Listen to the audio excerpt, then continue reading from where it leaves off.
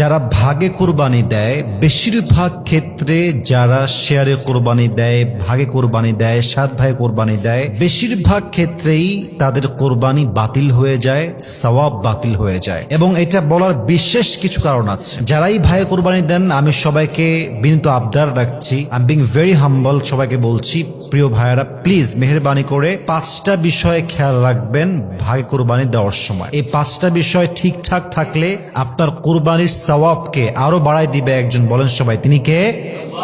যদি 5টা বিষয় খেয়াল না রাখেন, আপনার কোরবানি বাতিল হতে পারে, সওয়াব নষ্ট হতে পারে, আপনার এই শ্রম, আপনার এই অর্থ, আপনার এই নিয়াত, আপনার এই আমল সবকিছু বরবাদ হতে পারে। জাস্ট 5টা বিষয় খেয়াল রাখবেন, আপনার কোরবানি কবুল করতে পারে একজন, বলেন সবাই, তিনি কে?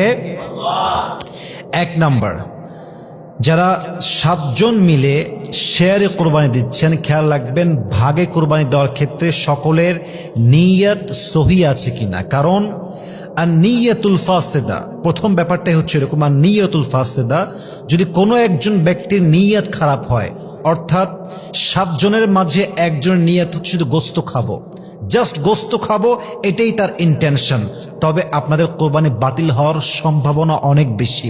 কারণ হাদিসে আসছে ইন্নামাল আমালু বিন্নিয়াত, প্রত্যেকটা আমলের সওয়াব কি হবে, কেমন হবে, it's based on your intention.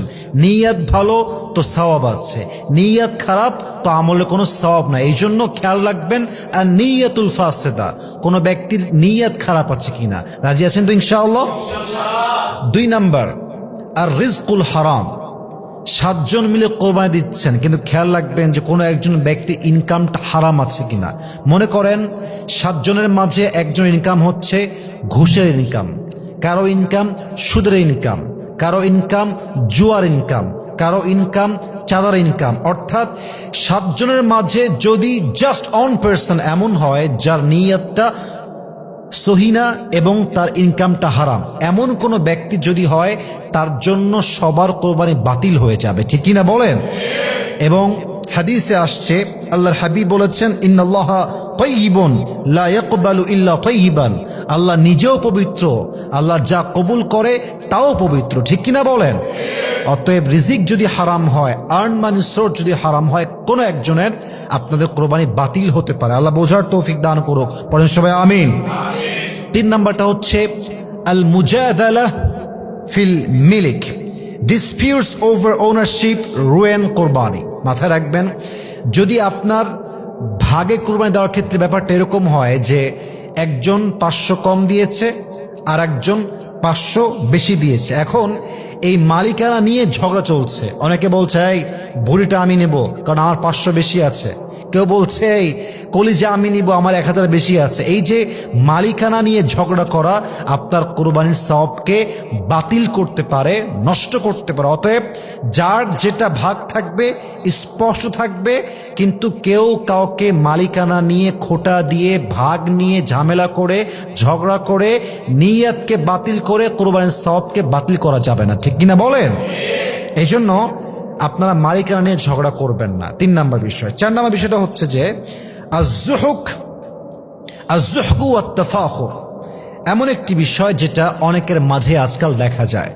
বেশিরভাগ কোরবানি হয় শো অফের উপর। দেখবেন যে কেউ অনেক বড় কোরবানির জন্য গরু কিনে এবং এটা সেলফি তুলে ফেসবুকে দেয়, আপনার স্টোরিতে দেয়, টিকটক মেক করে, জাস্ট একটাই উদ্দেশ্য, গরু যদি বড় কিনেছে আমি, আমার ভিডিও ভাইরাল হবে বেশি।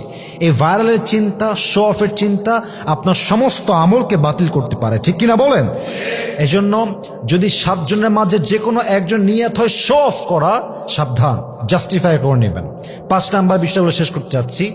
অনেকেই কোরবানি দেয় বাহির থেকে, যেমন আমি থাকি ঢাকাতে, আমি কোরবানি দেবো চট্টগ্রামে, রাজশাহীতে, সিলেটে, যে কোনো এক জায়গাতে। এখন 7 জন ভাগে আছি, কিন্তু 6 জন থাকি দেশের বাইরে অথবা আমাদের শহরের বাইরে। এখন যাকে আপনি দায়িত্ব দিয়েছেন, সে যখন জবাই দিচ্ছে কোরবানির গরুটাকে, সে কোরবানির বিধান সম্পর্কে, জবাই এর বিধান সম্পর্কে, কেমনে কাটতে হয়, কেমনে জবাই দেওয়া লাগে, কেমনে ভাগ করতে হয়, কেমনে কি করতে হয়, he doesn't know anything about it. সে কিছুই জানে না। এখন সে কোরবানির গরু জবাই করতে গিয়ে হত্যা করে ফেললো, কথার কথা। এখন একজনের মিস্টেকের জন্য, বিধান না জানার জন্য 7 জনের কোরবানি বাতিল হয়ে যাবে, ঠিক কিনা বলেন?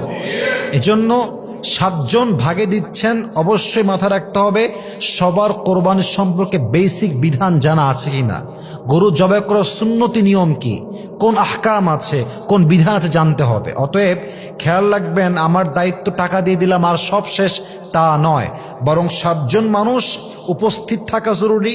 যদি উপস্থিত নাও থাকতে পারেন, এটা মাথায় রাখতে হবে যে আমার যেই ভাগের কোরবানি দেওয়া হচ্ছে, গরু হোক ছাগল হোক, হোয়াট এভার ইট ইজ, গরু ছাড়া তো আপনার 7 ভাগ হবেই না। গরু যদি হয় তবে খেয়াল রাখতে হবে যে এখানে আমার এই কোরবানি দেওয়ার ক্ষেত্রে প্রভিশন তথা বিধান, হুকুম, আহকাম ঠিকঠাক আছে কিনা।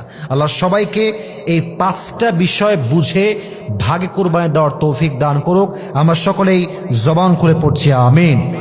তাহলে বোঝা গেল ভাগে কোরবানি দেওয়া জায়েজ আছে, তবে খেয়াল রাখতে হবে যে এই 5টা ভুল যেন না হয়। আল্লাহ আমাদের সবাইকে 5টা বিষয় মেনে আমাদের কোরবানি দেওয়ার তৌফিক দান করুক। পড়েন সবাই আমিন।